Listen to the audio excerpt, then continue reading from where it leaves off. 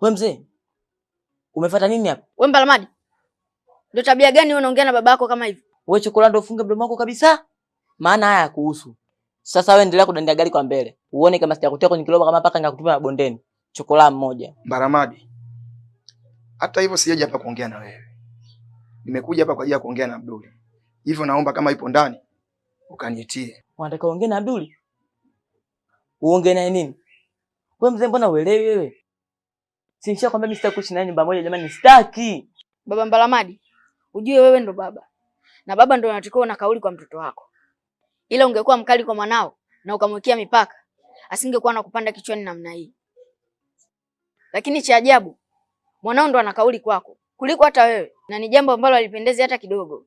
Na wewe ndo wakulaumiwa kwa sababu wewe ndo unaoruhusu hii hali. Ila ungekuwa mkali kwa mwanao na ukamwekea mipaka, asingekuwa anakupanda kichwani namna hii.